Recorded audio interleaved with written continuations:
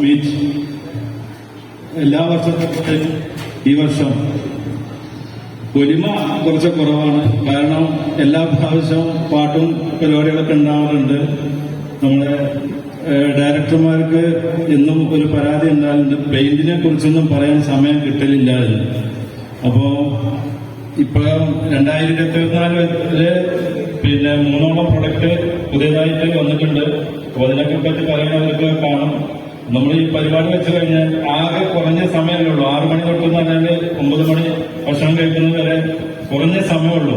അപ്പൊ അതിന്റെ പേരിൽ അവർക്കത് ഒന്നും സമയം കിട്ടാറില്ല എന്ന് പറഞ്ഞിട്ടുണ്ടായിരുന്നു. അപ്പൊ അതിന്റെ പേരിൽ നമ്മളെ അങ്ങനെ ഒതുക്കി മറ്റുള്ള പരിപാടികളൊക്കെ ക്യാമ്പാക്കിയിട്ടുണ്ട്. അപ്പൊ എന്തായാലും എല്ലാവരും ഒന്ന് സഹകരിക്കുക.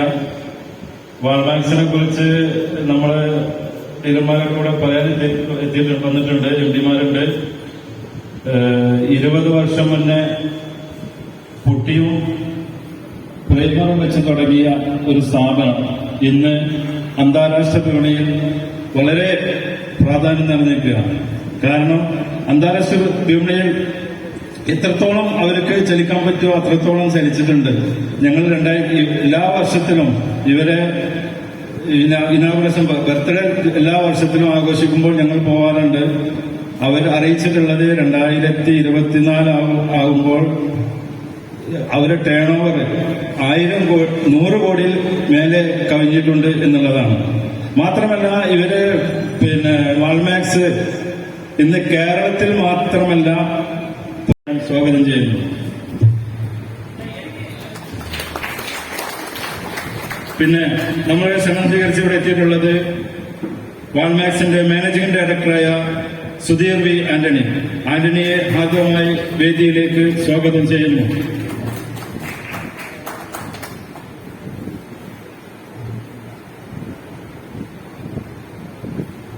അതുപോലെ തന്നെ managing director Sushil V Antony.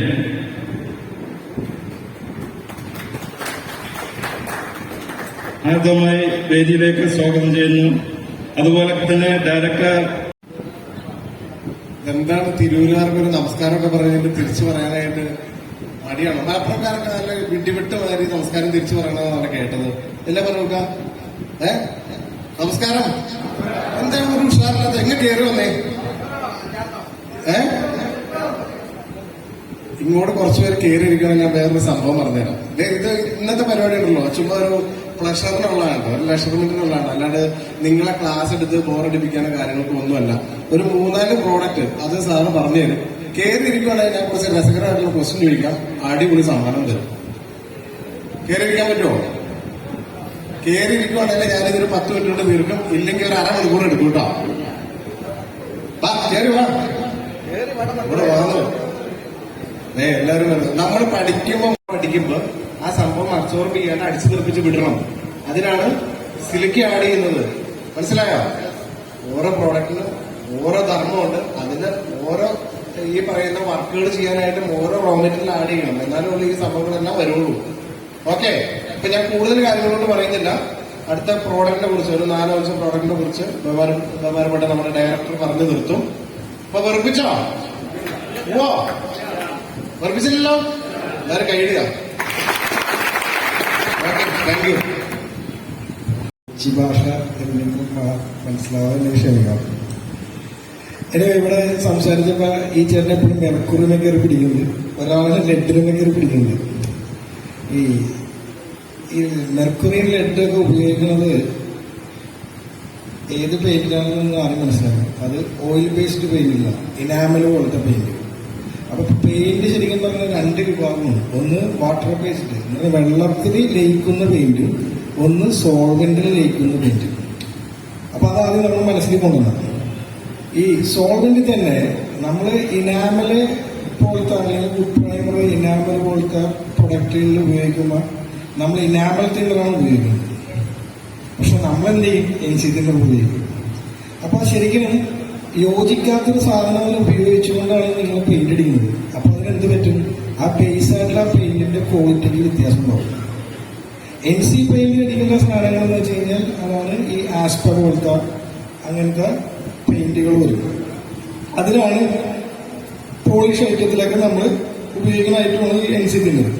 NC-നുള്ളിൽ തന്നെ 2 ഗ്രേഡ് ഉണ്ട്. D13 ഗ്രേഡ് എന്ന് പറഞ്ഞു പറഞ്ഞാൽ 58 ഗ്രേഡ് എന്ന് പറഞ്ഞു പറയുന്നത്. നമ്മൾ 13 ഗ്രേഡ് നമ്മൾ അണ്ടർ കോട്സിൽ ഉപയോഗിക്കും, 58 ഗ്രേഡ് നമ്മൾ അതിന്റെ ടോപ്പ് കോട്ടിൽ ഉപയോഗിക്കും. പക്ഷെ ഇതേ സാധനം തന്നെ നിങ്ങൾ PU-ൽ വരുമ്പോഴും 58 ഉപയോഗിച്ച് അടിക്കും. അപ്പൊ എന്ത് പറ്റും?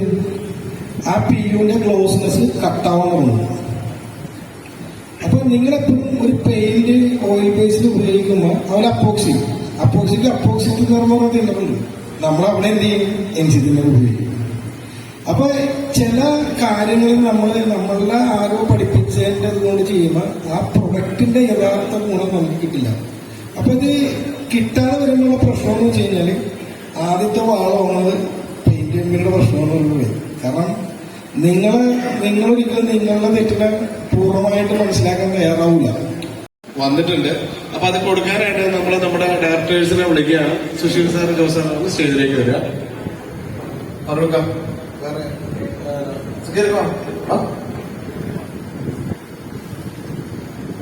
5 പേരാണ് അതിന് അർഹരായിരിക്കുന്നത്.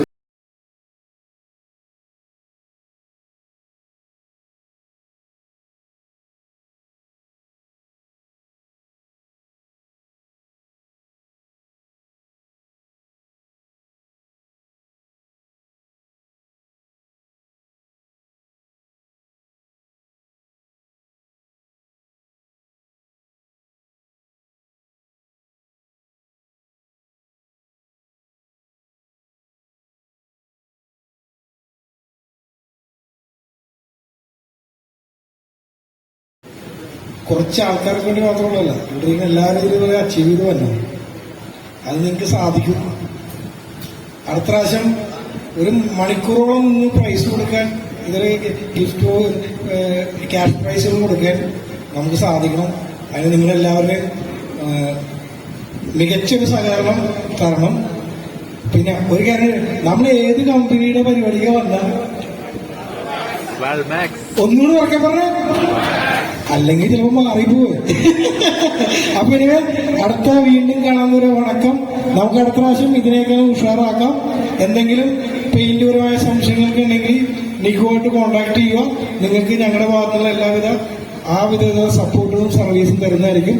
അപ്പൊ എല്ലാവർക്കും ഒന്നും കൂടി എല്ലാവിധ ഐശ്വര്യങ്ങളും പ്രാർത്ഥിച്ചുകൊണ്ട് നിർത്തുന്നു. നന്ദി, നമസ്കാരം.